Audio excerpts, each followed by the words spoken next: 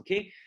Today, we are going to go through one of my favorite storylines of all time, okay? It is the hero storyline. The hero storyline, in essence, okay, is just that you did something, right? Maybe you did a heroic act or a brave act or just a good deed, okay? So you thought that you were saving the day like a hero, right? So you thought that you were a hero, but in the end of the day, you were mistaken, okay? What you did was a mistake, okay? So you were very embarrassed, just like the polar bear over there. I want you to look at this picture because this was the picture that inspired the hero storyline for me. Okay, when I created the hero storyline, I was inspired by this picture.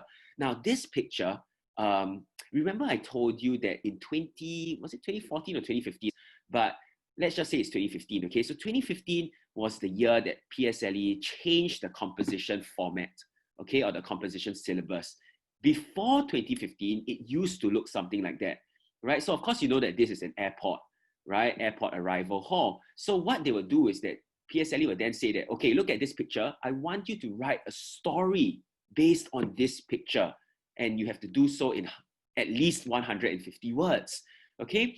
So as you can imagine, there were some complaints, I think, okay? Quite a number of students were not too happy or parents were not too happy. They said that, oh, you know, this did not allow me to be creative enough, right? Because what if I don't want to write about, you know, an airport? What if I want to write about something else? I can't because I have to write about this picture. It's almost like it's oral, right?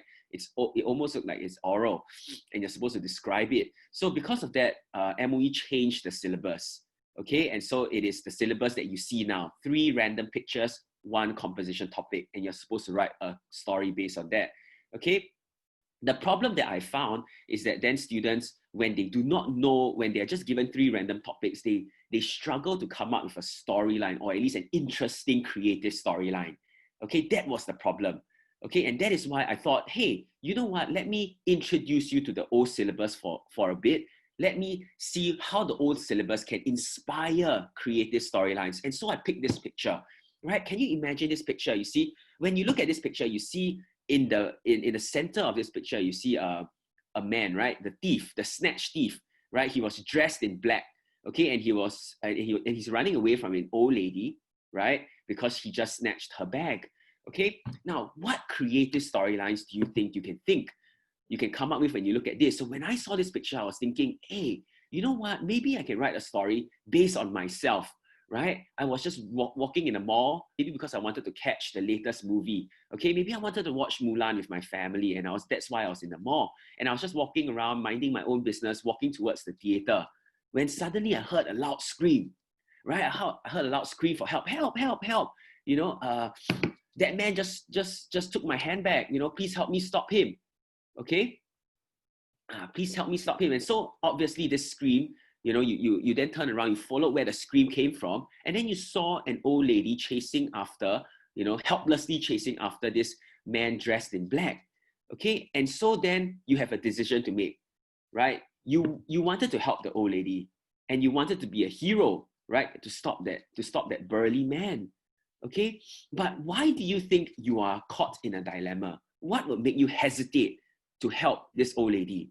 Because I need you to ask yourself, this is a big, burly, probably muscular man as well, right? You are a primary school student, okay? You're not fully grown yet, that is a fact, okay? What are the chances that you would be able to stop this thief?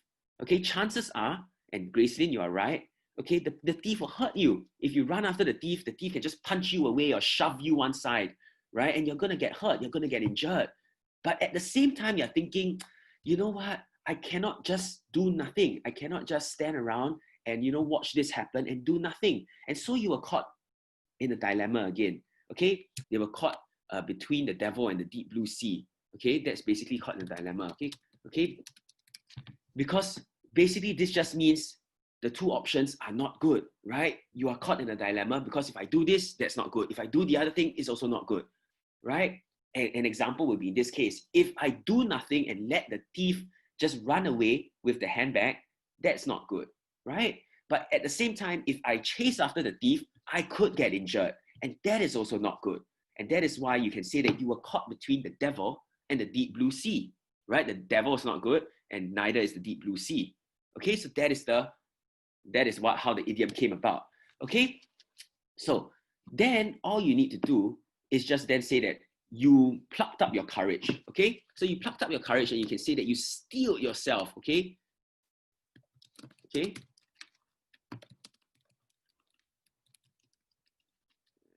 Courage and steeled yourself. Okay, steeled yourself is, just imagine, right? You become metal. Okay, so you become strong. All right, and then you decided to chase after the thief. Then you can say that, of course, to your surprise, you managed to catch up with him, and then you tackled him to the ground, and then you picked up the handbag and you walked triumphantly back to the old lady and said, "Here you go, ma'am. Here is your handbag."